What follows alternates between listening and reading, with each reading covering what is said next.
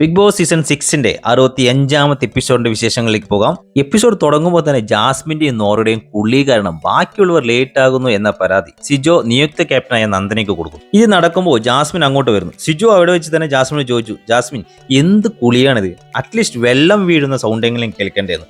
അതിന് ജാസ്മിൻ തിരിച്ചു പറയുന്നുണ്ട്, ആദ്യം ഞാൻ കുളിക്കാത്തതായിരുന്നു കുറ്റം, ഇപ്പൊ കുളിക്കുന്നതായി കുറ്റം.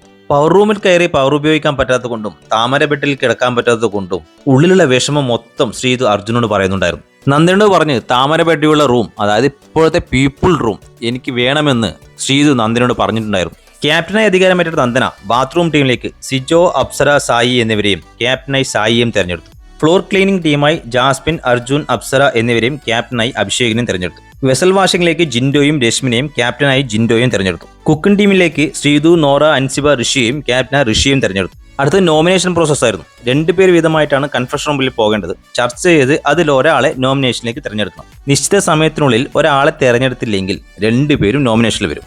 ആദ്യത്തെ 2 പേർ ജാസ്മിനും അഭിഷേകുമായിരുന്നു. ചർച്ചകളിൽ ഒരു തീരുമാനമാകത്തുകൊണ്ട് ജാസ്മിനും അഭിഷേകും നോമിനേഷനിൽ വന്നു.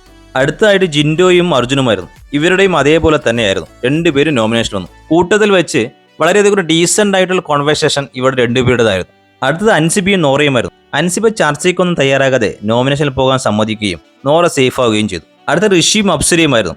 ഏറ്റവും കൂടുതൽ വാക്പോരുണ്ടായത് ഇവർ 2 പേരും തമ്മിലായിരുന്നു. അവസാനം ഒരു തീരുമാനമാകാതെ 2 പേരും നോമിനേഷനിൽ വന്നു. കൺഫഷൻ റൂമിൽ ഇടിഞ്ഞു വീണില്ല എന്നേ ഉള്ളൂ. ബിഗ് ബോസ് നിർത്താൻ പറഞ്ഞിട്ടും അവർ തുടർന്നുകൊണ്ടേയിരുന്നു. അടുത്ത സിജോയും ശ്രീതുവുമായിരുന്നു. 2 പേരും നോമിനേഷനിൽ വന്നു. ഇതിനുശേഷം സായിയും നന്ദനയും കൺഫഷൻ റൂമിലേക്ക് വിളിച്ച് നിലവിൽ നോമിനേഷനുള്ള ഒരാളെ സേഫ് ആക്കാനുള്ള അധികാരം കൊടുത്തു. 2 പേരുടെയും തീരുമാനപ്രകാരം സിജോയെ നോമിനേഷനിൽ നിന്ന് രക്ഷപ്പെടുത്തി. ഇതൊക്കെയാണ് 65ാമത്തെ എപ്പിസോഡിന്റെ വിശേഷങ്ങൾ. അടുത്ത എപ്പിസോഡിന്റെ വിശേഷങ്ങളുമായി അടുത്ത വീഡിയോയിൽ വീണ്ടും കാണാം. അതുവരേക്കും ഗുഡ് ബൈ.